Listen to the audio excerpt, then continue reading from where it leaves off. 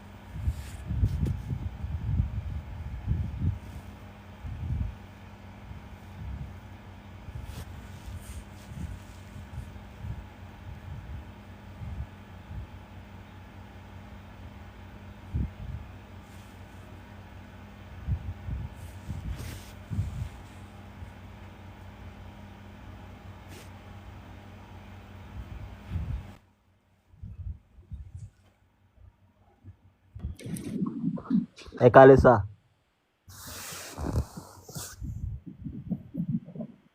Ṣé kí mo lè béèrè question mi?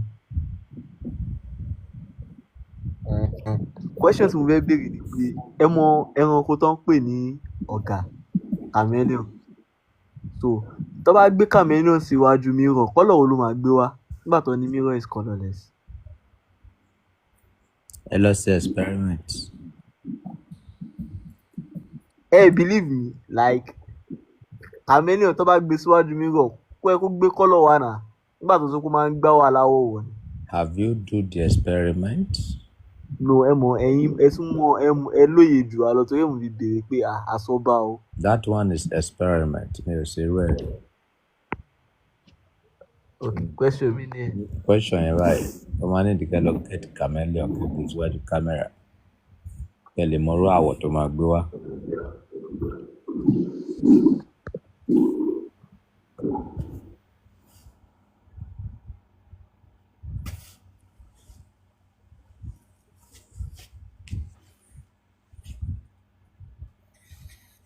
Ọba àgbáyé. Ẹ káàbọ̀ sàṣà àlàáfíà ni. Àlàáfíà la wà o. Kí lẹ bá wa sọ? Ìkan nínú àwọn ọmọ ìjọ yín láti Canada ló ń ṣe ẹ́ lò sọ́ba àgbáyé o. Ẹ ràánú gbà o. Mi ò. Ẹ ṣe ìgbà kúrò tiwa. Ẹ ṣeun sá. Ọba, on a serious note, èmi ò béèrè question tèmi. Àti ẹ̀ kọ́kọ́ fẹ́ appreciate iṣẹ́ ọpọlọ yín. Nígbà míì àwọn èèyàn máa ń rò pé bóyá nǹkan àwàdà ń gbà míì bẹ̀tẹ̀ àwa at least àwa ọmọ kéékèèké tá a wà ní àárín àwọn onífìtìnfìtìn à ń kẹ́kọ̀ọ́ nínú àwọn iṣẹ́ ìjìnlẹ̀ ọ̀rọ̀ ọgbọ́n. Èmi máa ń sọ pé àkàndá lórí yín bíi ti Gbénga Adébóyè. Àkàndá ẹ̀dá ni ẹ̀dẹ̀kúṣẹ́ náà. Ẹ ṣáàjọ tẹ́ bá ti ń kọ́ wa lẹ́kọ̀ọ́ ẹjọ́ ọba, ẹ máa rántí pé àwọn ọmọ kéékèèké kan wà lẹ́yìn tá à ń wò yín. Nǹkan tẹ́ bá ti fẹ́ kí àwa yìí dọ́wọ́lé, ẹ máa rántí nínú ẹ̀kọ́ yín sí wa so that a ní dáwọ́lé. Pàápàá jùlọ ńgbà tẹ́yin náà bá dàgbà dáadáa, ẹ lè rí àkàndá míì tó máa represent yín. Ọba ikú ṣe ọpọlọ. ẹ ṣeun gan. Ọlọ́run máa sọ̀rọ̀ àdọ́kùtù. Ẹ ṣé sà. Thank you, sir. Ẹ ṣé kan.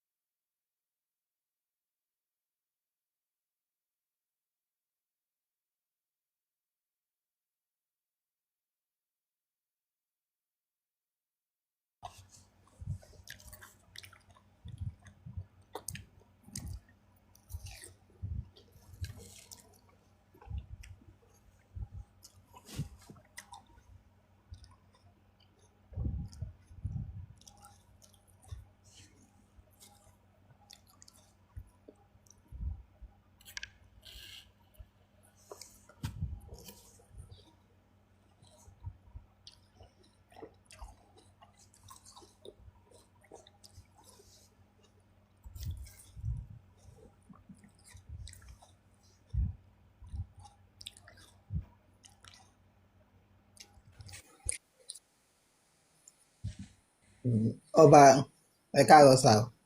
Ẹ káàbọ̀, kí ni ìbéèrè tí yín? Ọba mi ò ní ìbéèrè kan, mo ò ní ìbéèrè bọ̀ mo kàn ní kan mi fẹ́ sọ ni ṣé máa gbà mí láì kí n kàn sáré sọ kí n bọ́lẹ̀ ṣé máa gbà mí láì kí n sọ sà. Go on. Ọba mo ti wà pẹ̀lú yín ó ti pẹ́ gan ni tó ń ṣe díẹ̀ ẹ dẹ̀ mọ̀ pé ọba number one tí màá sọ ni èèyàn ní and èèyàn lè ríra rẹ̀ náà tán náà kò sí ní ìfẹ́ gbọ́n tó náà èèyàn lè gbọ́n tó ara rẹ̀ náà ọba ó ní àwọn kankan tẹ́ pé ẹ máa ń ṣe mo kàn sọnù ṣe gbàmí láì kí n sọ̀rọ̀ màá tún kọ. ẹ free ṣe ẹ má sọ. ó ní àwọn kankan ok ó ní àwọn kankan tẹ́ máa ṣe ń gbà kan tí ẹ ṣe mọ́ gan ó yẹ kẹ́ máa dájú ó yẹ kẹ́ máa gbogbo àwọn kan tẹ́ ẹ̀ ṣe yẹn ní ó ń yọ kan díẹ̀ kó lára nǹkan mo máa wà pẹ̀lú yín dáadáa láti ilẹ̀ láti day one mo máa wà pẹ̀lú yín 2-4 and èmi tẹ́rí yìí mo máa wà pẹ̀lú yín gódà ẹlòmíì kan èmi ò mo máa ń tẹ ó sáwọn ẹlòmíì nǹkan gbà mí nǹkan tẹ́ kínní náà bọ̀ yín ò tiẹ̀ kọ́ mi náà ó ní àwọn kan tẹ́ pé tẹ́ máa ń ṣe ń gbà kan tẹ́ wàá ṣe mọ́ rárá tẹ́ pé ó dẹ̀ ó ń jẹ́ gbọ́ àwa tẹ́ pé bí èmi yìí ti rẹ́ kí mo jẹ́ kínní nǹkan mọ̀ wá ká mi ò wá fẹ́ máa gbádùn láì mi ò irú ó yẹ àwọn ìpè tẹ́ máa ń ṣe fáwọn èèyàn yẹn gbogbo àwọn eré tẹ́ máa ń ṣe yẹn gbogbo àwọn kí n tẹ́ máa ẹ dá padà gbogbo àwọn ẹ dájú ayé ta wá yìí nísìnyìí ẹ wo ọba because gbogbo àwọn nǹkan tí gbogbo nǹkan yẹn ó dàgbé wá tí ń fi wọ́n lẹ̀ díẹ̀díẹ̀ tí ń fi wọ́n lẹ̀ díẹ̀díẹ̀ ẹ̀yẹn tí ń fi wọ́n lẹ̀ cause ẹ̀ máa àwọn lòmíì nǹkan tẹ́ pé tó máa wá sórí live tó máa wá wọ̀ á máa torí wọn ọgọ́ mọ́ báyìí nísìn cause tẹ́yìn ṣe tẹ́lẹ̀ ẹ̀ tí ń reduce ẹ̀ ó dà. and cause àwa ọba mo ẹ má bínú màá bọ́lẹ̀ láìpẹ́ màá sá lọ nísìn mọ̀ pé orí ilẹ̀ ṣe fún àtàwà lábúrọ̀dù ni orí ilẹ̀ ń ṣe fún wa ọlọ́ọ̀bá ń gbọ́ orí ilẹ̀ ń ṣe fún wa kò sí ẹni tó wà lábúrọ̀dù tó máa yẹ pé ẹ̀kọ́ pé ṣoore gbogbo láì tẹ bá ṣe gbogbo àwọn ìwàásù tẹ máa ń wàásù fún wa láti máa ṣe orí ni cause ìgbà míì gan ó máa ń touch gan ó wà lára nǹkan tó yẹ pé èmi yìí náà pọ̀ tèmi yàtọ̀ náà ó wà lára nǹkan tó yẹ pé yes àwa táwa ní abroad ó wà ní ara nǹkan tó yẹ pé yes a tó fi wà like holy nígbà mi cause ọba ẹ máa ń ṣe wàásù ní àárọ̀ nígbà ní tẹ́lẹ̀ máa ní tẹ́lẹ̀ ni o nísìnyí ṣe mọ́ ní àárọ̀ ní nǹkan bí abi káyà ni pé bí abi 11 kíní ẹ ti wà ní online ṣe gbogbo orí lẹ́ ń ṣe fún wa gbogbo a máa ń tọ̀nà ọba a máa ń tọ̀nà ẹ máa tó ṣe wàásù fún wa ní alẹ́ ká tó tó àti láàrin òun tẹ́lẹ̀tẹ́lẹ̀ gbogbo ìkọ̀ yìí báyìí nísìnyí ṣe fún wa mọ́ àwọn atẹ́yẹ wáyé nísìnyí a ti ń di gíran lọ báyìí nísìnyí ẹ̀yin lẹ́ ń tọ́jú orí wa o a ti ń di gíran lọ ọba a ti ń di gíran lọ báyìí tẹ́ẹ̀ bá mọ̀ èmi gan tẹ́lẹ̀tẹ́lẹ̀ èmi bàbá gíran ni ẹ wà lára ẹ̀ tẹ́ pé ẹ jẹ́ kí èmi gan kí n tó rọ̀ díẹ̀ àti Instagram mi ò fẹ́ dárúkọ kíní kan ní àti Instagram ni mo ti máa wà but ẹ̀yin ẹ máa jẹ́ kí ara wa rọ̀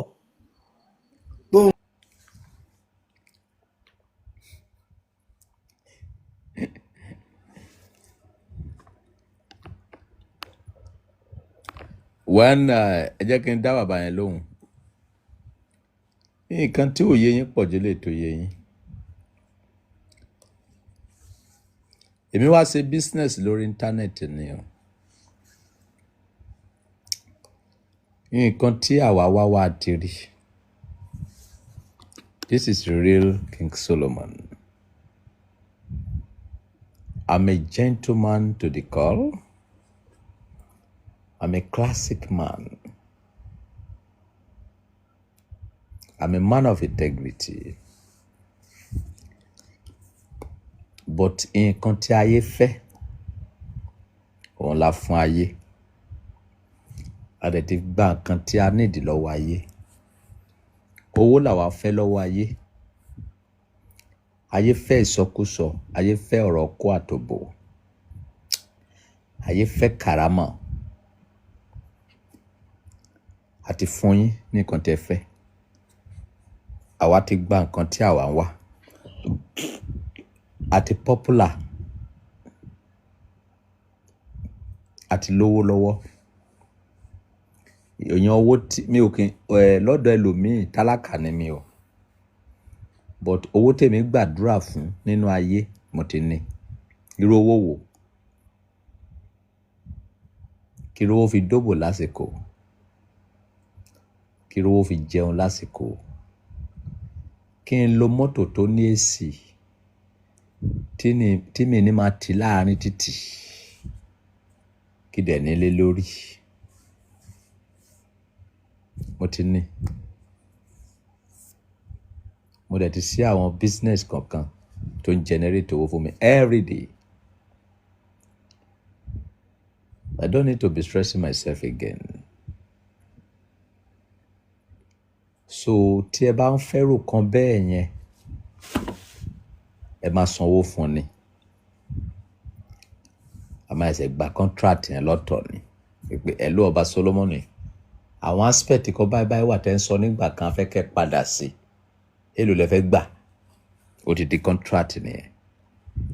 But this is real King Solomon. Gbogbo karamọ̀ tí mo ń ṣe fún yín tẹ́lẹ̀ yẹn is not me. I give you what you want. Ọjà tẹ́ fẹ́ rà ni mo tà fún yín. Mo ti gẹ́ẹ̀tì kan tí mo wá mi ò ní ìdá tí máa ṣe pragado. Yeah, God, man. I'm a gentleman. So that is the key of Escolopidian. I have get what I want. So the way if you know me face to face, you know King Solomon face to face, you will love me. You will like to stay with me.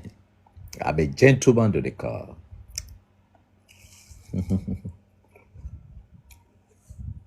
So that is it. That is the truth. I'm a gentleman. Ṣé bí ẹrí bàtí mo yíde lọ́sàn-án? Ẹrí bí àwọn ará ìlú ṣe yá síta. Mi ò bàjẹ́ nílé, mi ò dẹ̀ bàjẹ́ lájò. That is my father's house. Ìlú tí mo ti ń ṣe ìyíde ìlú bàbá mi ni. Ilé bàbá mi ta lọ lọ́jọ́ Sunday yẹn. Tí mo rí wípé bó ṣe wà kò tẹ́ mi lọ́rùn. Ẹrí gbọ́n ti ń plaster ilé yẹn. Tó bá máa di Sunday, mo máa tó yíde lọ síbẹ̀. So, I'm a man of integrity. Ìyá Abigail nìkan ló mọ̀ mí. Ẹ̀yin tó kún ẹ mọ̀ mí. Àwọn obìnrin kan tó bá rí ọba Solomoni lókèrè, Ọlọ́run má yẹ kí n fẹ́ ọba Solomoni. Ayé ẹ bàjẹ́ tán. Kò sírú ọkùnrin bí ọba Solomoni ní gbogbo àgbáyé. Tó bá ti fẹ́ mi wo sóríire, o ò ní pọ́blẹ́mù mọ́. Ìkọ́ máa ń la ẹ lóye, máa fún ẹ ní ìmọ̀. Tó bá fẹ́ ṣẹ̀ṣẹ̀ gbé nílé ọkọ, máa kọ́ ẹ bó ṣe máa gbé ilé ọkọ tára ẹ máa balẹ̀. Okay? So that is it. King Solomon is a humble and gentleman. But I don't take nonsense.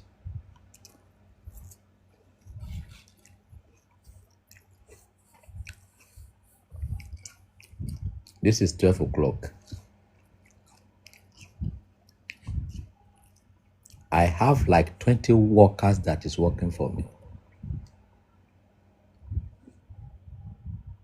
Some deal with my wife, some deal with me.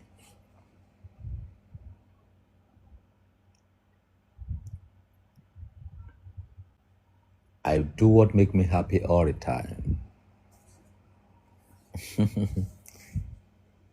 Holy Mary tó wà nílé ọkọ gan kó mi jẹ.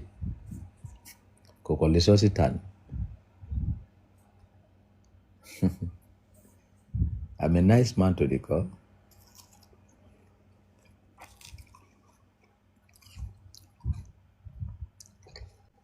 Ayomide sing. What happened? Please, what place are you talking about? Do you need anything? Talk to me. Holy Mary. Ilé tẹ́ máa bí tẹ̀lé lé nísìnyí ìyá bèjì. Ẹ máa bí bèjì.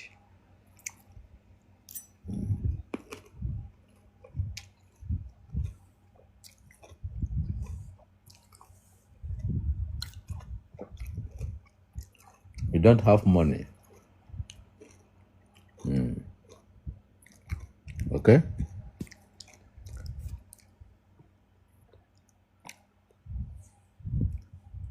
I wish you to see you face to face one day. Oh God, man.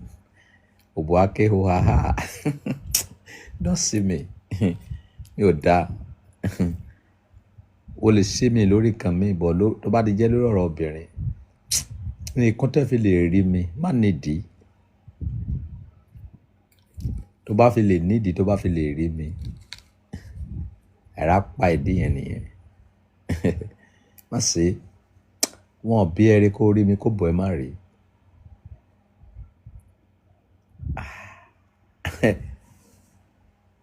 When you see me face to face,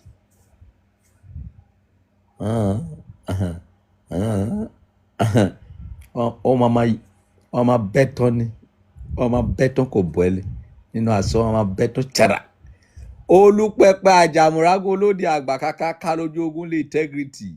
Yìí. Olúpẹpẹ àjà. Ó ti ṣe oríire for life. Má rí mi face to face yo. Jábí oko wà nílẹ̀.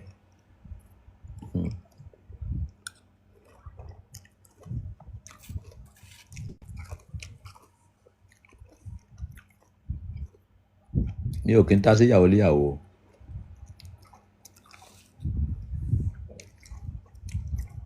Guys, are you Christian or Muslim? I'm everything. I'm Christian, I'm Muslim, I'm herbalist, I'm everything.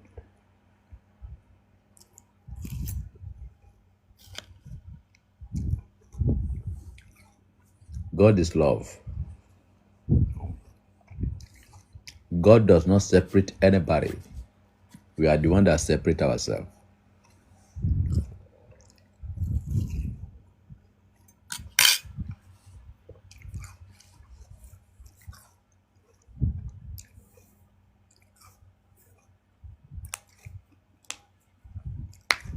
Oba, are you getting? You are getting fatter. What is the secret? It's watermelon. Watermelon and pineapple.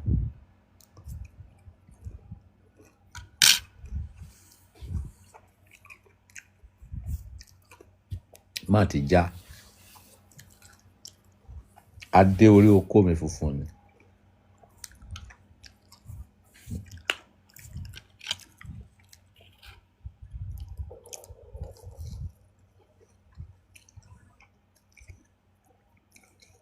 Kàbí kí mú ìlérí lédì iṣẹ́ ni.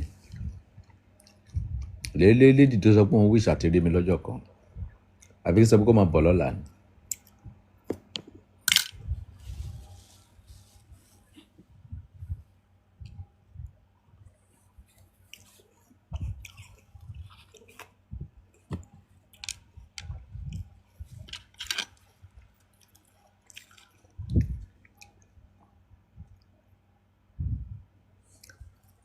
My mother is from Ondo State. My father is from Lagos State, Ijebu. Ijebu Ise, near Epe. My father is Ijebu, my mother is Ondo State.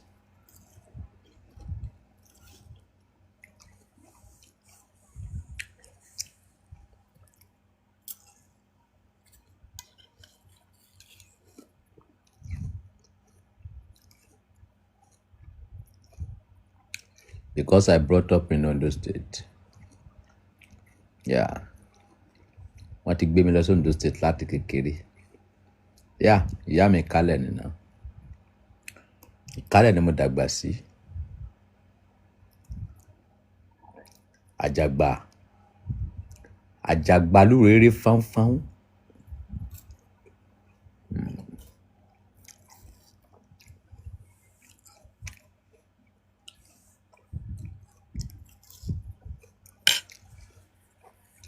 Tó bá ń gbọ́ ọmọ Awótàlé ọba lájàgbà. Ọmọ Ọ̀gbẹ́dì.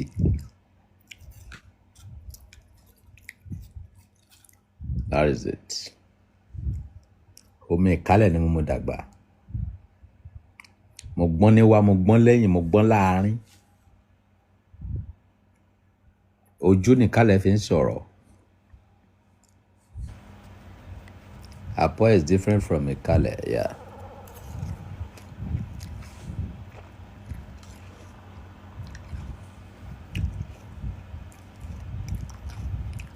Apo start from Igbobini, Igbotu, Kribo, Inikoroga, Sabome,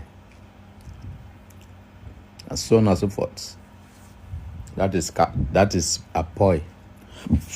On Ìkálẹ̀ start from Okitipupa, Irele, Ijodo, Erinje, Igbotako, Ijoke. Àwọn olówó wà ní Gbẹ́kẹ̀bọ́ náà. Ṣé Ìkálẹ̀ náà ló wà ní Gbẹ́kẹ̀bọ́ ní àbá Apoy? Àwọn Apoy ló wà ní Gbẹ́kẹ̀bọ́. Àjàgbà Ìyànsàn, Àkótógbò, that is Ìkálẹ̀ land. Ayé, Ìlú Tuntun.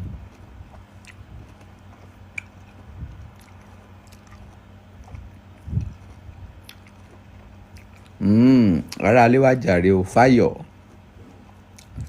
Caribou. Yes, Igbo business apoy.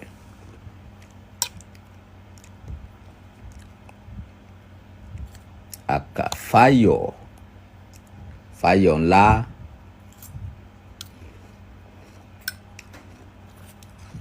Omi lè nìyàn á sàn kiri ni.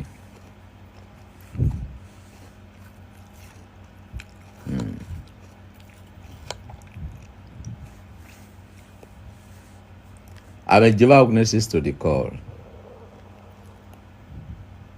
Aráyé bọ́gí bọ́pẹ́ wọ̀ kò mọ Ọlọ́run òótọ́.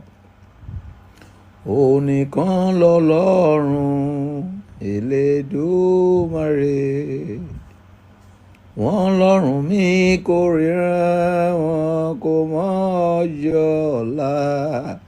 Kò sí ẹlẹ́rìí kankan fún wọn torí wọn kò jámọ́ kan. Ẹlẹ́rìí já ní èmi mo jẹ́rìí lọ láìbẹ̀rù fọlọ́run wá sọtẹ́lẹ̀ òótọ́ gbogbo ọ̀rọ̀ rẹ̀ yóò ṣẹ. Ẹ̀yin ni ẹlẹ́rìí mi ẹ má ṣe bẹ̀rù kẹ̀rù. Èmi ni Jehovah ọba aláṣẹ. Mo ti gbàlà lójúyé kò sí ọlọ́run mìíràn. Sá máa kéde orúkọ mi kiri fi hàn pé ẹlẹ́rìí ni. Ẹlẹ́rìí já ní èmi mo jẹ́rìí lọ láìbẹ̀rù fọlọ́run àsọtẹ́lẹ̀ òótọ́ gbogbo ọ̀rọ̀ rẹ̀ yóò ṣẹ. Àgbókọ̀ Ọlọ́run ga àmẹ́gàn gbogbo. Má yẹ kí wọnú ẹ̀mí.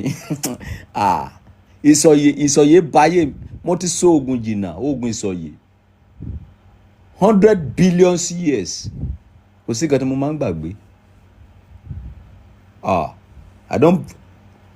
I leave Jehovah's Witnesses year 2000. No. Kò tí pẹ́ tí mo fi yí 2000. Kò tí pẹ́ tí mo fi Jehovah's Witnesses sílẹ̀ náà.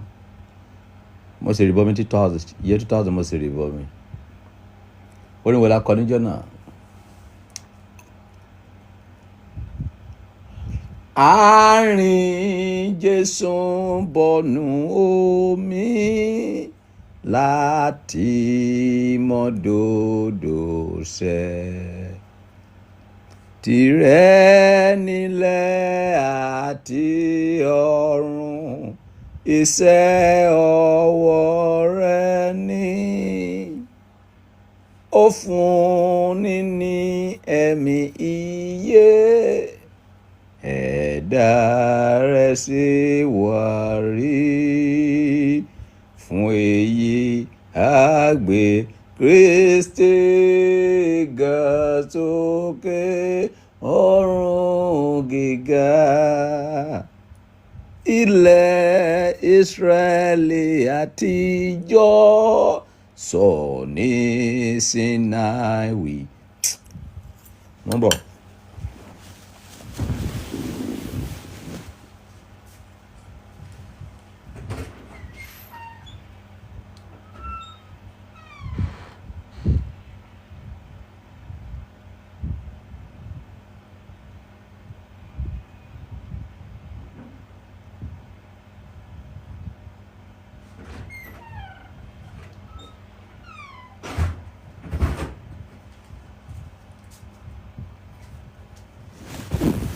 Ìwé orin mi lélẹ̀ mi ò sọnù.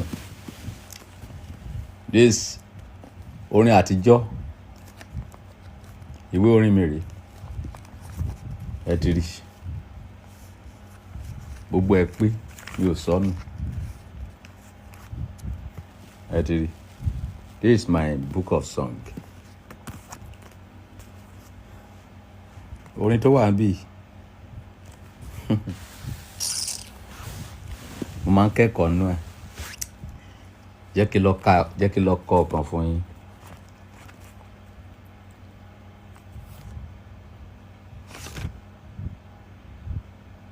Ṣé mo sì lè rántí mọ́?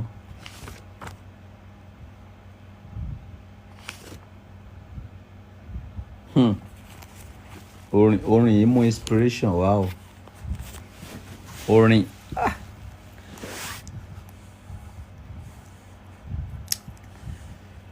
má yẹ kí n kọ́ eléyìí. Orin ó máa jẹ́ kí n gbẹ́mí. Àwọn orin Jehovah Witnesses kan wà tó máa ń jẹ́ kórè mi wú tí bá ti ń kọ. Má jẹ́ kí n kọ́ eléyìí. Orin 129 nínú ìwé orin àtijọ́. Orin tó ń ṣẹ̀ṣẹ̀ síta ẹ̀sìn mi ò gbà tiẹ̀. Mo lọ sí pàdé àgbègbè tí ẹ ṣe gbẹ̀yìn nísìnyí. Tọ́pìkì orin náà sọ wípé àkókò tó wà yìí ó wà nínú ìwé Mark chapter 13 verse 10.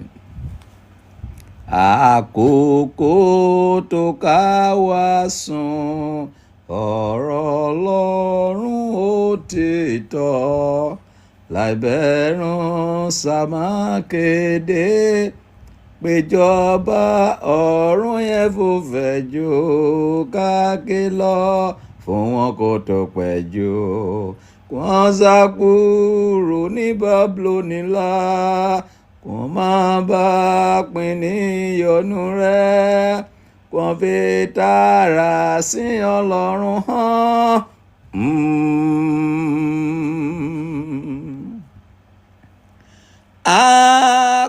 Àkókò tó ká fi tààrà hàn.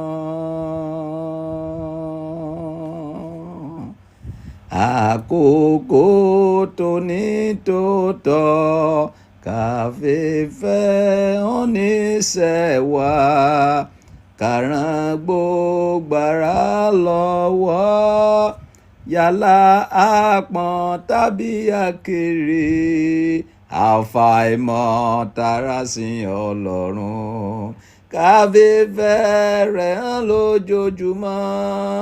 Bàbá fẹ́ rí ojú rere rẹ̀ ká wá di ìwà títọ́ wa mú.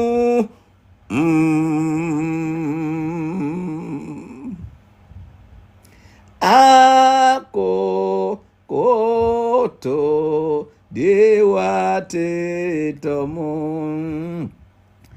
Ìjà kẹ́yìn fẹ́ dènà ṣẹ́gun fòótọ́ àti ire yóò mọ̀kún ayédòpin kí mọ́lẹ̀ wá má tán dìgbà náà. Àwọn òkú wọn yóò jí dìde wọn yóò gbọ́ Kristi àkàrà ayé àwọn ibìkún yóò sì ṣí mọ́ gbogbo kan rí bọ́lọ́run ti wí.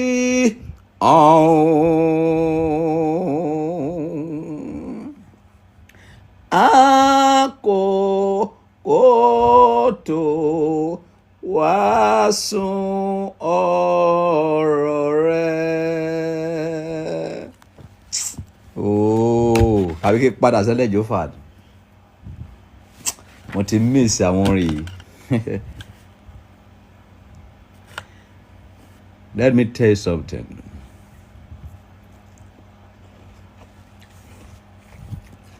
Gbogbo ìtẹ́lọ́rùn tí mo ní, I learned it from Jehovah Witnesses.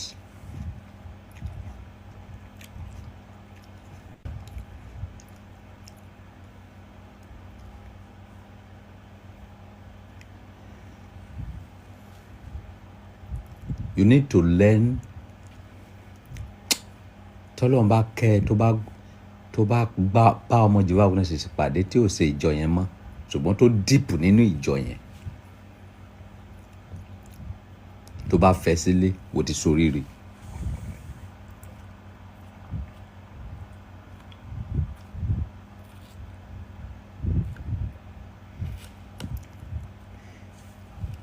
Àwọn ìjọ ẹyọ kan tí mo rí pé wọ́n lè wọ ìjọba ọ̀run nìyẹn tí ìjọba ọ̀run bá wà ní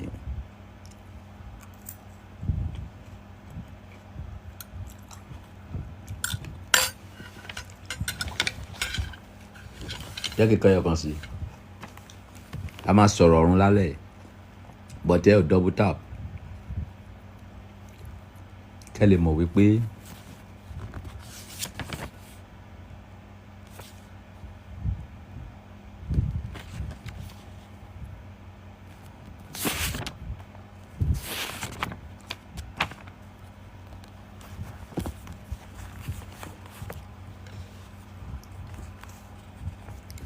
tó bá fẹ́ yọ èèyàn lẹ́gbẹ́ ní ẹlẹ́jọ́fà nígbà orin tí wọ́n máa ń kọ fún wọn lélẹ̀ tẹ́nìkan bá ṣe àṣemáṣe tó bá fẹ́ yọ lẹ́gbẹ́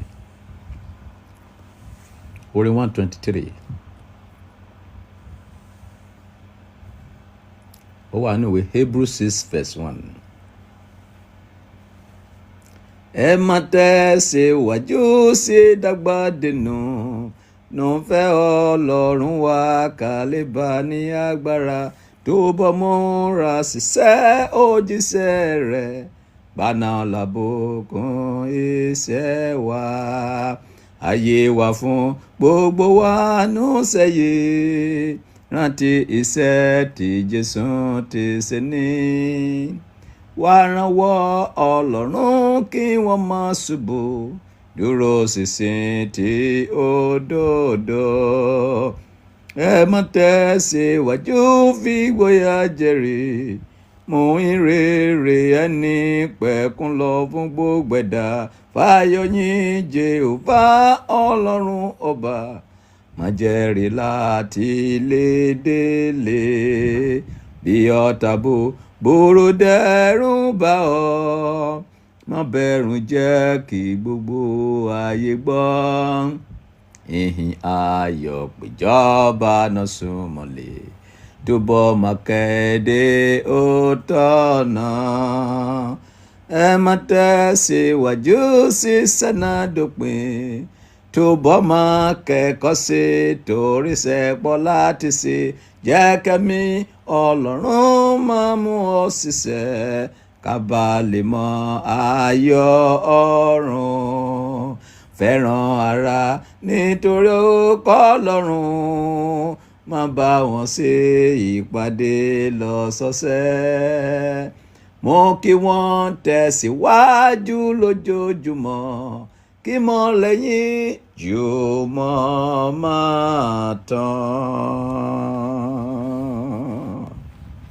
àwọn ẹlẹ́jọ́ bàdó bá wà ní comment section tó bá ti pẹ́ yẹn orí wọn máa fi wípé àwọn èèyàn bíi Paul lélẹ́yìí àwọn èèyàn bíi Paul àwọn ẹ̀hànà èmi ò gbádùn rárá mi ì mọ nǹkan tó lọ́kàn rí lára mi tó fi fẹ́ràn mi.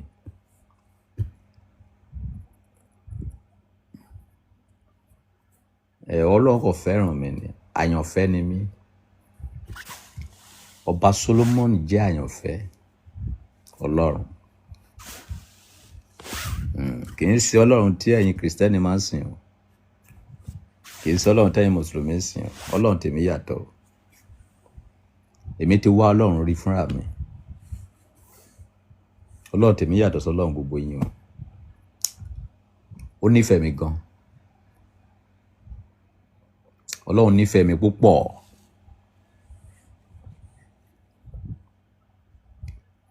ìfẹ́ tí Ọlọ́run ní sí mi ó ní agbára púpọ̀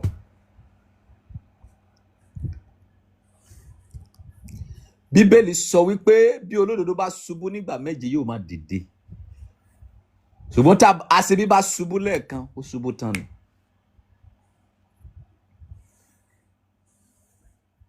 ṣé orí àpáta ló kọ́lé ẹ lé ní àbí orí yanrìn àjàmùrágún lóde àgbà má jẹ́ ká sọ̀rọ̀ olúpẹpẹ ẹ má ṣe o. ó fẹ́ mi bàbá fẹ́ mi torí náà ló ṣe dá mi sí. Ó fẹ́ mi bàbá fẹ́ mi o hallelujah Jésù fẹ́ mi mo kọ́lé sórí yanrìn ó dá padà sórí àpáta o ìfẹ́ wo ló tún jèyí lọ o àlélóyà bàbá Fẹ́mi. Ọlọ́run nífẹ̀ẹ́ mi púpọ̀ kì í ṣe ìfẹ́ kékeré o. Sólómọ́nì láyàn fẹ́ o tí Dáfídì yàn lọ́ba ò jẹ́rìí o torí ẹ̀mí àlòrè o tó wà nínú rẹ̀. Àjàmùrágún olú òkun gbọ́, àjàmùrágún olú òkun o, àjàmùrágún olú òkun gbọ́. Nǹkan tí ẹ ń wò níbí yìí Ọlọ́run gbé nǹkan ńlá sínú nǹkan kékeré. Ọlọ́run gbé nǹkan ńlá sínú nǹkan tí ayé ò focus, tí ayé ò lè fiyèsí, tí ayé fojú tẹ́ḿbẹ́lú. Àràmàdà bàbá mi, ọba tó sọ ẹyẹyẹ di ayẹyẹ. Ọlọ́run ló máa ń sọ ẹyẹyẹ di ayẹyẹ. Ẹ̀mí mímọ́ níbo ni kí n ti bẹ̀rẹ̀ o? Níbo ni kí n ti bẹ̀rẹ̀ láti máa yìn ọ́? Ẹ̀mí mímọ́ níbo ni kí n ti bẹ̀rẹ̀ o? Níbo ni kí n ti bẹ̀rẹ̀ orin ọpẹ́ fún ọ? Má ṣe o.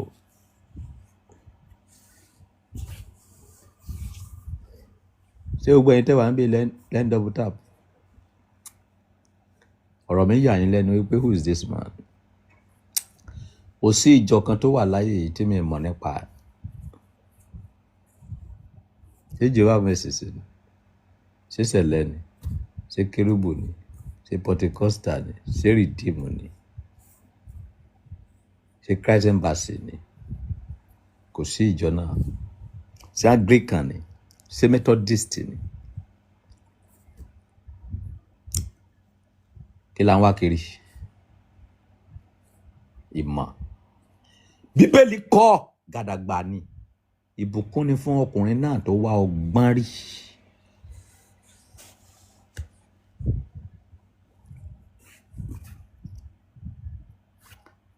Ìbùkún ni fún ọkùnrin náà tó wá ọgbọ́n rí. Níbo ló ti fẹ́ wá rí? Ṣé inú yàrá? Ṣé inú Bíbélì nìkan ni?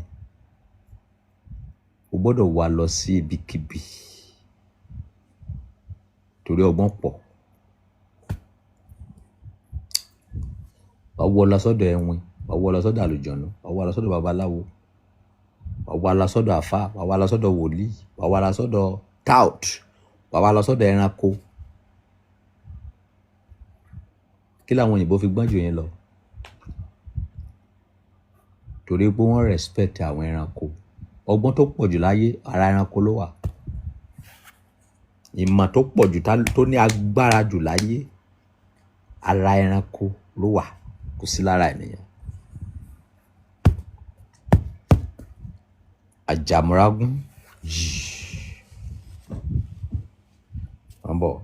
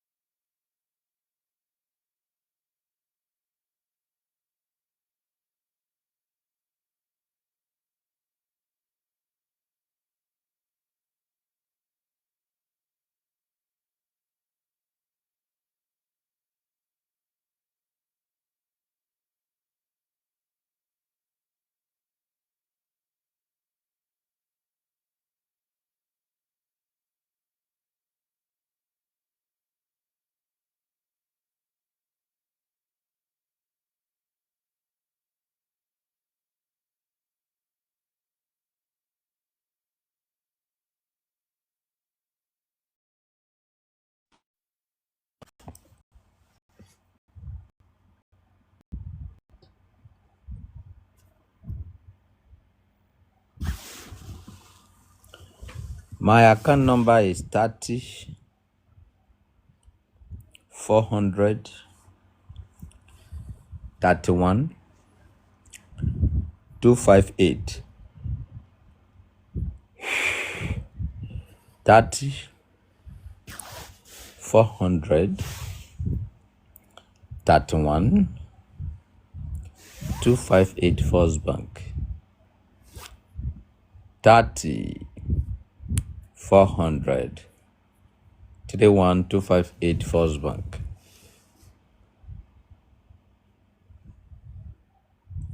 Adelana Adekunle.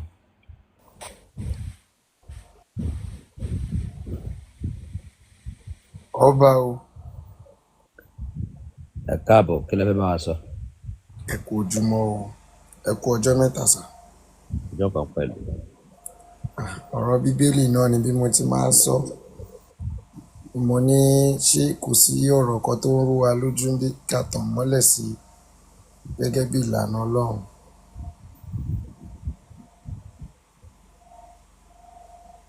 Ṣé ọwọ́ àwọn comment section lẹ ti ń bèrè àbọ̀wọ̀ mi?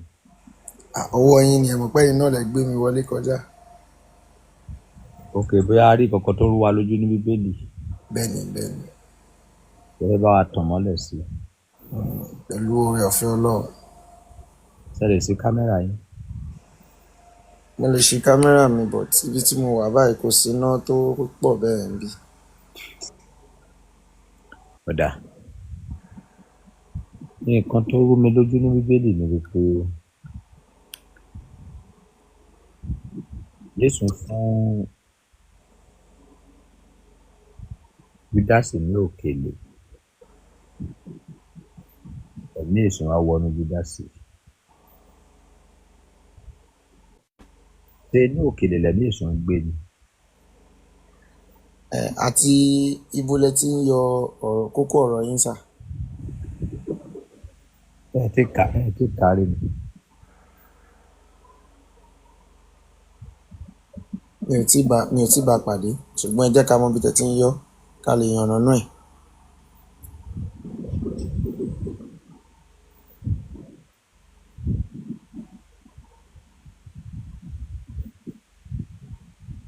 Ṣé pé Jòhánù ló máa wà? Jẹ́ kí n wá.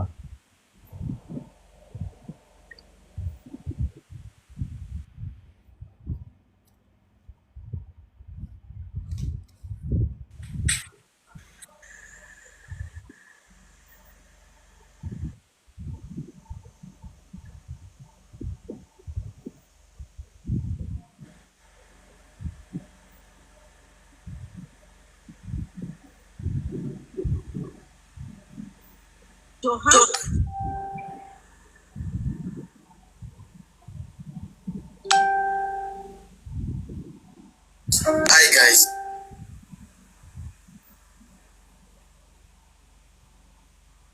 Johano.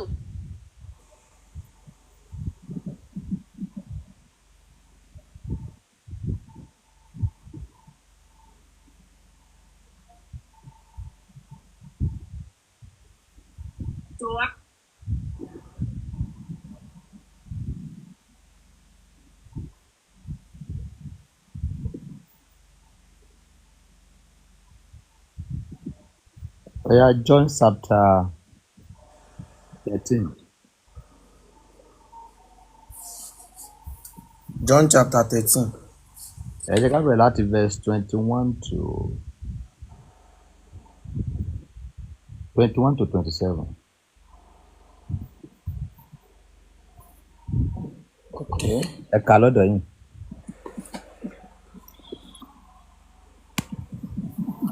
All right. Ṣé wà pẹ̀lú mi? Bẹ́ẹ̀ni.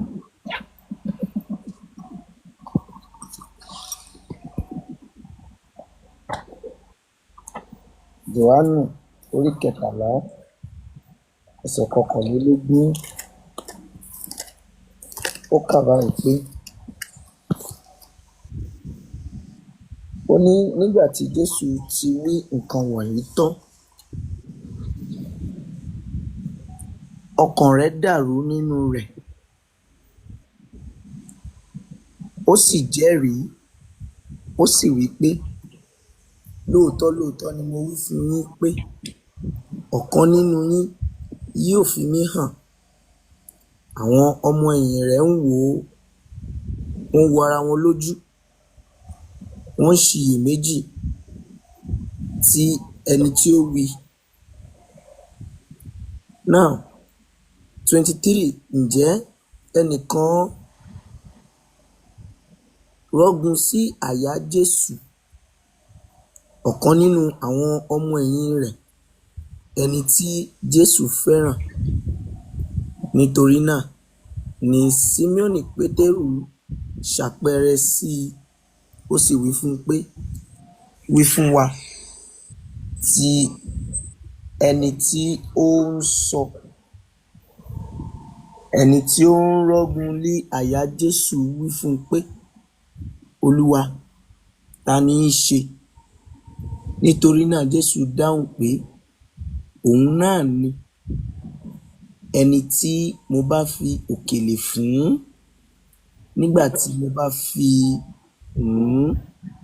Nígbà tí ó sì fi run tán, ó fi fún Júdásì Ìsíkáríọ́tù ọmọ Símíọ́nì. Lẹ́yìn òkèlè náà ni Sátánì wọ inú rẹ̀ lọ. Nítorí náà Jésù wí fún un pé, ohun tí ìwọ ń ṣe ni yára ṣe é kánkán. Kò sì sí ẹnìkan níbi tábìlì tí ó mọ ìdí tí ó ṣe sọ èyí fún un. Ṣé kí n tẹ̀síwájú? Ẹ̀ka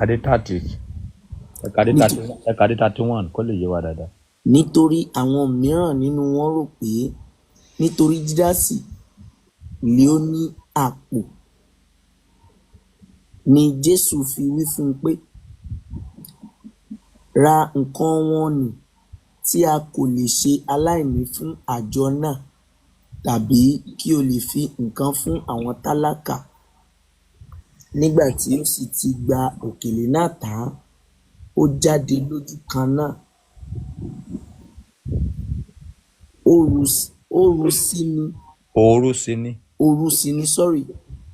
Nítorí náà nígbà tí ó jáde lọ tán, Jésù wí pé, nísinsìnyí ni a yin ọmọ ènìyàn lógo, a sì yin Ọlọ́run lógo nínú rẹ̀. So kí ló wà nínú òkèlè tí Jésù fún Júdásì débi tí ẹ̀mí Jésù fi wá wọ inú Júdásì? Ibẹ̀ yẹn mo wà very sure pé kò rújú rárá. Inú òkèlè kọ́ ni ẹ̀mí èṣù wà. Ṣé ẹ̀ ń gbọ́ mi sà? Ó ní lẹ́yìn ìgbà tí Júdásì jẹ òkèlè yẹn tán, tí ẹ bá gbọ́ bẹ̀, ó ní lẹ́yìn ìgbà yẹn ni Sátánì wọ inú ẹ̀. Ṣé ẹ̀ ń gbọ́ mi báyìí sí? Ṣé rí ìkọ́ tó ṣẹlẹ̀ ni wípé ṣé mọ̀ wípé ìgbà tẹ́ ẹ̀ka ń sìn gbogbo wa la gbọ́. Bẹ́ẹ̀ni. Mi ò dẹ̀ láìka bò sí. Bẹ́ẹ̀ni. Ẹ fún ọmọ ìjọ yín lókèlè. Èṣù wa wọnú ẹ̀. Bẹ́ẹ̀ni. A jẹ́ pé ẹ̀yin fúnra yín ní business pẹ̀lú èṣù ni. Iṣẹ́ èṣù nìyẹn ní gbogbo ìgbà láti jèrè ọkàn àwọn ènìyàn tí ń ṣe tọ́lọ́run náà. Ṣé ẹ mọ ẹni tó ń sọ pé ó fún èèyàn ní òkèlè sá? Jésù ni. Ṣó yẹ kí ogun èṣù borí iṣẹ́ ọwọ́ Jésù? Láwọn ìgbà mìíràn, ṣé ẹ̀ ń gbọ́ mi sà? Kò tọ́ kí ogun èṣù borí Jésù, ṣùgbọ́n kí májẹ̀mú lè ṣẹ àti kí àwọn ènìyàn lè padà tọ̀ Jésù wá wípé òun nìkan ni olùgbàlà, ni àwọn nǹkan míì ṣe máa ń ṣẹlẹ̀ sí wa gẹ́gẹ́ bí ènìyàn Ọlọ́run. Bẹ́ẹ̀ ni sà. Ẹni nǹkan tẹ́ńtà sọ ni wípé kí àwọn ìlérí mi lè ṣẹ, ó possible kí ogun èṣù borí Jésù àbí? Kí lẹ wí? Mo ní kí àwọn ìlérí mi lè ṣẹ, ó possible kí ogun èṣù borí Jésù. kì í ṣe pé ó borí Jésù, nǹkan tí mo mí nǹkan nìyẹn, nǹkan tí mò ń identify ni wípé. Question tèmi béèrè lọ́wọ́ yín ni wípé Jésù fún èèyàn lókèlè. Bẹ́ẹ̀ni. Ẹ̀mí èṣù wá wọnú ẹ̀ lẹ́yìn tó gba òkèlè yẹn tán. Tí èèyàn bá fún èèyàn ní poison, lẹ́yìn tí ẹnìyẹn jẹ poison tó bá kú, ta ló pa? Èèyàn tó fún ni. Ok, kì í ṣe bẹ́ẹ̀ mo ti fẹ́ béèrè. Ẹnìkan fún èèyàn lóúnjẹ. Bẹ́ẹ̀ni. So lẹ́yìn tí ó fún ènìyàn lóúnjẹ tán, ènìyàn wá kú. Ìgbà táwọn dókítà máa detect, wọ́n ní oúnjẹ tó jẹ last òun ni poison wà nínú ẹ̀. Ta ló pa ènìyàn? Ẹni tó fún lóúnjẹ ni sà. Ok. Jésù fún èèyàn lókèlè, ẹ̀mí èṣù wá wọlé wá. How come? Mẹ́jọ yẹn fẹ́ gbọ́. Mẹ́jọ yẹn ni òye ni. How come? Kí ni tẹ̀sùn láàárín ọ̀rọ̀ tó wà nílẹ̀ yìí? Ẹ má gbàgbé nǹkan tá à ń kàbọ̀ látòkè. Nǹkan tá à ń kàbọ̀ ni wípé Jésù sọ fún àwọn ọmọlẹ́yìn wípé ẹnìkan ló máa fi òun hàn nínú yín. Bẹ́ẹ̀ni. Wọ́n wá sọ pé ta ni? Ẹnìkan rọ̀ gbọ̀kú sáyà ẹ̀. Ìyẹn náà béèrè lọ́wọ́ ẹ̀ pé Olúwa ta ni? Ó ní ẹni tí bá ti fi òkèlè fún. Nígbà tó máa gbé òkèlè ó gbé fún Júdásì. Nígbà tó wá gbé fún Júdásì tán, ẹ̀mí èṣù wá wọnú ẹ̀. Bíbélì wá sọ fún wa wípé Jésù ẹ̀sẹ̀ wa tó sọ fún wípé ohun tí ó ń ṣe nì yára ṣe kánkán. Yára ṣe bẹ́ẹ̀ ni. Lẹ́yìn tí èṣù wọnú ẹ̀ tán ni o. Lọ́dọ̀ ti tèmi bí ọ̀rọ̀ yẹn ṣe túmọ̀ sí fún mi ni wípé fífi mí hàn tí mo ní kó lọ fi mí hàn yẹn tètè lọ fi mí hàn. Àkọọ́lẹ̀ ti wà tẹ́lẹ̀ wípé ọ̀nìkan ló máa fi hàn. Bẹ́ẹ̀ni, mo wà pẹ̀lú yín. Bíbélì wa sọ wípé níwájú lọ́hùn wípé ìgbà tí ìṣẹ̀lẹ̀ yẹn máa ṣẹlẹ̀ wípé òru ni. Bẹ́ẹ̀ni. Wípé ó jáde lọ lóru yẹn. Bẹ́ẹ̀ni. Nígbà tó wá jáde lọ lóru, Jésù wá sọ wípé ní báyìí la yan ọmọ ènìyàn lógo, àyàn Ọlọ́run. Lógo pẹ̀lú Jésù. So definitely iṣẹ́ yẹn inú òkèlè ni Jésù parí ẹ̀ sí. Wọ́n bọ̀ sá o, bó ṣe yé mi sí mo ṣe ń sọ yìí o. So nígbà tí Jésù wá parí iṣẹ́ sínú òkèlè tán, ó wò pé iṣẹ́ tóun ń ṣe níbẹ̀ yẹn káyé má bàa fúnra, wọ́n á di ẹrù yẹn lésùn lórí. Dàtúmísì wípé èsùn lẹ́yìn tó gba òkèlè yẹn tán, dàtúmísì wípé èsùn ló tán o tó fi lọ fi Jésù hàn o, kì í ṣe wípé Jésù mọ̀ nípa ẹ̀ o. Ṣùgbọ́n àṣírí padà tún nísàlẹ̀ wípé Jésù ń sọ fún nígbà tó rí wípé ìsàsí yẹn ò fẹ́ mu dáadáa. Jésù ń sọ fún pé tètè lọ, igbó tó ń ṣe ní yàrá ṣe kankan náà. Yàrá ṣe kankan. So bí Bible verse ṣe ti yé mi tó nìyẹn. So as a man of God now. Yes sir. Tí o dẹ̀ fẹ́ ṣàbòsí tó fẹ́ sọ reality, nǹkan tí ẹ kà yìí. Kí ló pa èsùn àti òkèlè pọ̀? You see, ẹ jẹ́ kí fún yín ní symbol yìí bóyá ó máa yé yín. Ṣé ẹ̀ ń gbọ́ mi sà? Mo ń gbọ́. Èèyàn tó bá ní ẹ̀mí èṣù nínú, ṣé ẹ̀ ń gbọ́ mi? Àbí ẹni tó ní ẹ̀mí àìmọ́ nínú, tó bá bá àwọn wòlíì tó jẹ́ wòlíì tòótọ́, tó jẹ́ àwọn ìránṣẹ́ Ọlọ́run tó ní agbára tí wọ́n súnmọ́ Ọlọ́run dáadáa, ṣé ẹ̀ ń gbọ́ mi sà? Nígbà tí wọ́n bá pàṣẹ àbí tó bá fún ẹni bẹ́ẹ̀ ní nǹkan láti jẹ, a máa pọ ohun tó wà nínú ẹni yẹn jáde. Ṣé believe bẹ́ẹ̀? Ṣé mọ̀ kó máa ń ṣẹlẹ̀ bẹ́ẹ̀ sà? Níbi tẹ́ dé báyẹn máa dáhùn question. All right. Kì í ṣe wípé. Mo ń bọ̀ sá, ẹ má worry, ẹ jẹ́ kí n dáhùn question mi láì kọ́rọ̀ máa wọra. Mo ń gbọ́ yín sà. Ṣé ẹ mọ̀ pé ìgbà tẹ́ fẹ́ ṣe illustration yìí, ẹni tó ní ẹ̀mí èṣù sí ní, àbí? Yes sir, bẹ́ẹ̀ ni. Ẹ̀mí èṣù sí ní Júdásì tẹ́lẹ̀. Ṣùgbọ́n a mọ̀ wípé mo ń bọ̀ sá. sí Ọlọ́run sà. Ẹ jẹ́ kí land sá. Mo ń gbọ́ yín. Ẹ̀mí èṣù sí nínú Júdásì tẹ́lẹ̀. Lẹ́yìn tó gba òkèlè lẹ̀mí èṣù wọnú ẹ̀.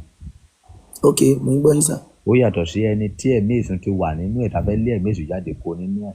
Ok. Now ká wá gbà wípé ẹ̀mí èṣù ti wà nínú Júdásì tẹ́lẹ̀. God bless you sir. Lẹ́yìn tó ti gba òkèlè. Bẹ́ẹ̀ni. Ṣó yẹ kí ẹ̀mí èṣù tún padà lágbára? Ẹ ti get mi sà. kì í ṣe pé ẹ̀mí èṣù yẹn ní agbára o, ṣé ẹ̀ ń gbọ́ mi sà?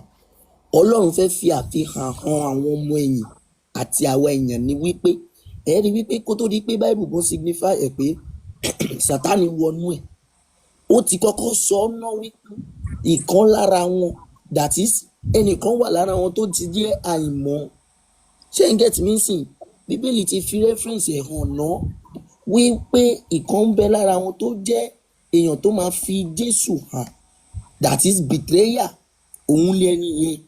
So òkèlè yẹn ó dúró as symbol tó lè ti ẹ̀mí yẹn jáde, symbol tó lè jẹ́ kí a mọ ẹni yẹn gangan, tó lè jẹ́ kí àwọn èèyàn mọ̀ wípé lágbájá ni ẹni tí à ń sọ̀rọ̀ nípa ẹ̀. Mi ò rò pé ó yé yín. So òkèlè yẹn Sátánì ò gba inú ẹ̀, ẹ̀mí yẹn ti wà nínú Judas pé betrayer ni already láti ilẹ̀. So òkèlè yẹn kàn support iṣẹ́ Ọlọ́run láti jẹ́ káwọn èèyàn mọ̀ wípé yes truly inú Judas ló wà ní. So bó ṣe rí nìyẹn. ẹ lọ sí theology school àbí? Rárá sà. Níbo lẹ ti kọ́ bíbélì? Tí n bá ní parọ́ mo ò kọ́ bíbélì níbi kankan, mo kàn ṣáà mọ̀ pé tí máa ń ka bíbélì Ọlọ́run máa ń fi òye yé mi ni. Well, àmọ́ tí màá kàn fún yín ni wípé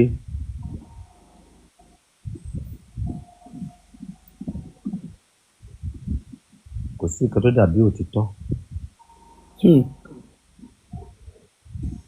Irọ́ ò dáa. Bẹ́ẹ̀ni. Mi ò dẹ̀ rí ibi kan tó wà níbẹ̀ ibi tó lọ́n sọ pé kó máa gáìdì òun. Ètò òun bá sì kan tí ò dá káwọn èèyàn má sọ. Illustration tí ẹ fún wa. Bẹ́ẹ̀ni. Ó yàtọ̀ sí nǹkan tó wà níbẹ̀. Ìtumọ̀ ẹ̀ nìyẹn. Lọ́dọ̀ titi yín. Bí Ọlọ́run ṣe fi rán mi. Bí Ọlọ́run ṣe fi rán ẹ̀yin. Ìyẹn Ọlọ́run bíbélì. But bí èmi ṣe kà á, ó dẹ̀ ṣe yé mi.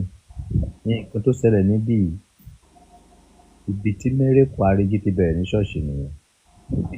Ara Jésù náà ti kọ́ kí nìyẹn. Because nǹkan tí wọ́n ń sọ síbí yẹn tó bá fẹ́ sọ reality tó bá fẹ́ purọ́. Jẹ́ kí n sọ fún yín èmi tó bá yín sọ̀rọ̀ ṣoṣo fẹ́ má mọ̀ mí. I brought up in Jehovah's Witnesses. Jehovah's Witness, bẹ́ẹ̀ni, same here. When we are talking about Bible, I know the middle àti kọ́kọ́rọ́ tó wà ní Bíbélì. I know everything. Mo wà pẹ̀lú yín. But illustration tí a kà níbí, àrèjì ni. Ìdí tó fi jẹ́ àrèjì mẹ́ta ni. Okay. Ó gba òkèlè. Ẹ̀mí ìsùn wa wọnú ẹ̀, wọ́n purọ́ mọ́ ìsùn láàrin. Ọba ẹ ti mú láti àárín ẹ sọ níbẹ̀rẹ̀ wípé Jésù ti sọ tẹ́lẹ̀. Mo ń bọ̀.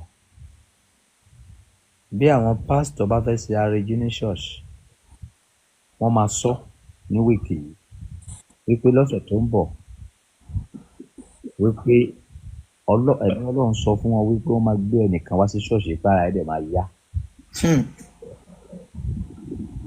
Gẹ́gẹ́ bí Jésù ṣe sọ fún àwọn ọmọlẹ́yìn ẹ̀ tẹ́lẹ̀ wípé ẹnìkan máa fi òun hàn. Ẹnìkan máa fọwọ́ hàn. Now ó dẹ̀ ti sọ nísìnyí. Òkèlè tó fi àṣàṣì sí tó fún Júdásì mu tó gbé Júdásì tó fún Júdásì jẹ tó wá purọ́ mọ́ èsùn láàrin ẹ̀ wípé èsùn wọnú ẹ̀. Ìkọ́ wọ́n mọ̀ pé lẹ́yìn òkèlè yẹn iṣẹ́ tí ò dá ló fẹ́ lọ sí, wọ́n wá àtàṣe èsùn sí. So now èsùn wá wọnú ẹ̀ tán. Èsùn yẹn náà ò tí ì padà ṣiṣẹ́ ẹ̀ bó ṣe yẹ kó ṣe. Jésù wá ń jẹ́ kó yé.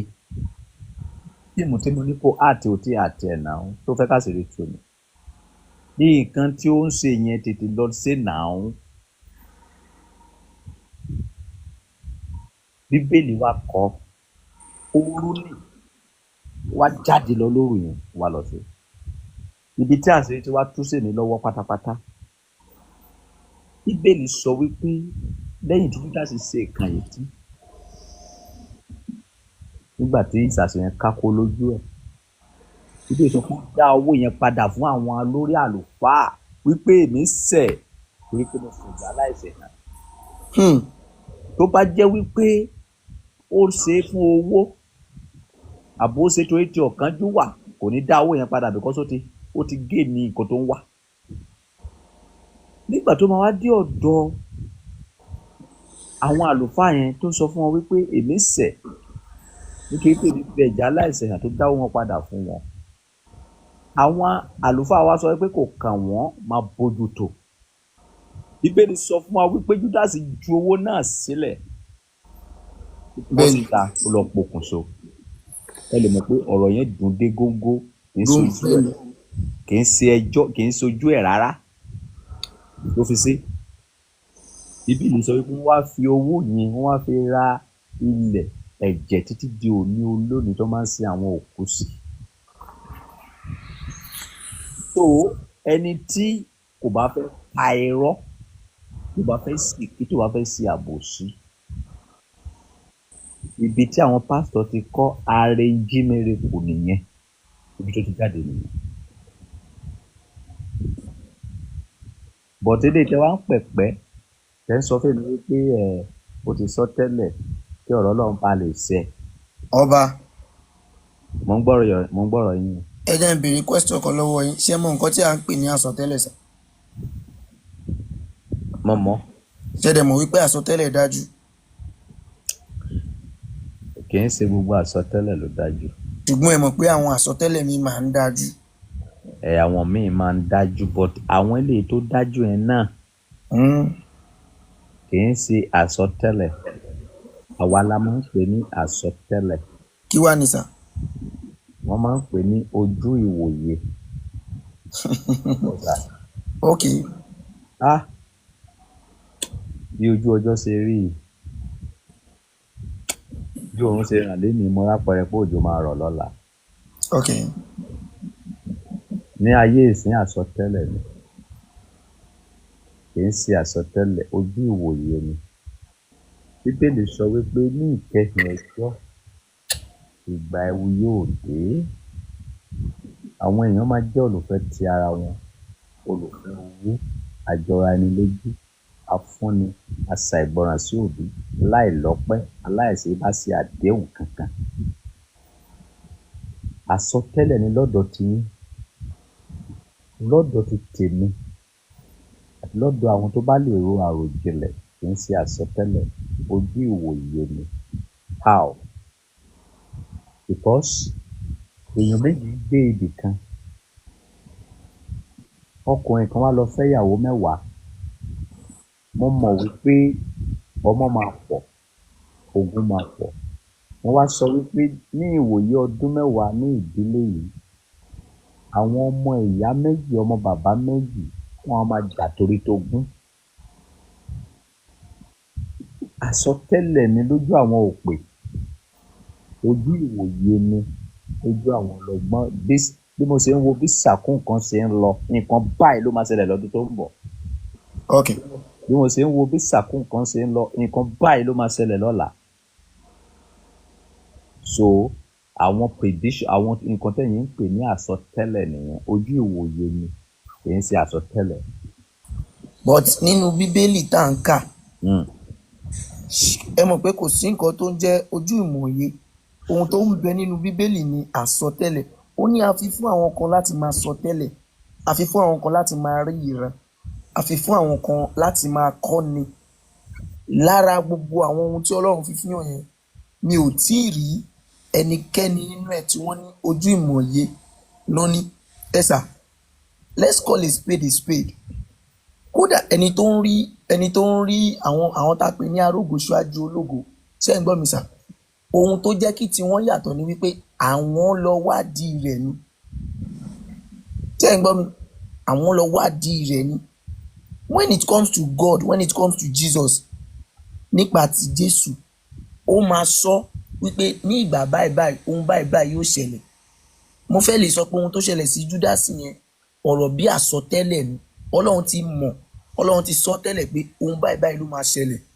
and ẹ sọ kíní kan tẹ́lẹ̀ ẹ ní ó wọ Júdásì ní ọrùn ó kàn ní góńgó ìgbà tó dáwó padà àbí nǹkan kan ẹ̀gbọ́n mi sà ohun tó fà á tí Júdásì ò fi ní option méjì ju pé kó dá owó yẹn padà kó dẹ̀ ká lára ní wípé kí ni Júdásì ò mọ̀ wípé a máa pa Jésù ṣé ẹ̀ ń gbọ́ mi tó bá jẹ́ wípé ó mọ̀ pé a máa pa Jésù ni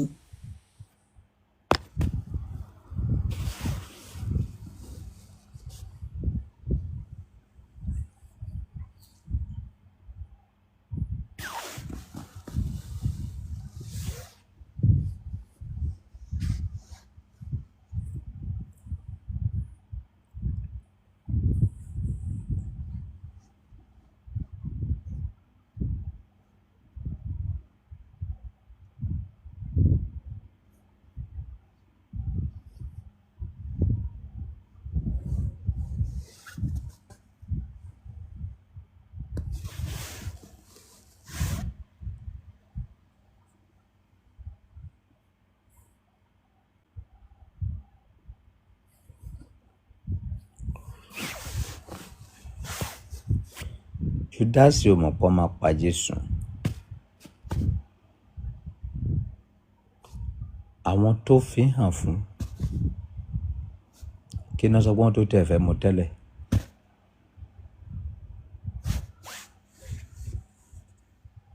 Wọ́n fẹ́ pa nìyà ó mọ̀.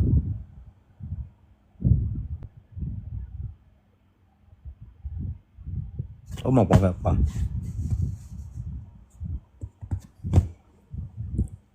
Ọlọ́run kọ́ wa mọ̀ sí. But ẹ jẹ́ ká máa ronú jinlẹ̀ dáadáa.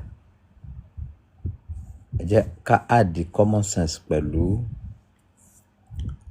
nǹkan tí a bá ń kà. Àwọn tó kọ Bíbélì ò kì í ṣe Ọlọ́run, ènìyàn ni wọ́n. Ẹ jẹ́ ká ronú.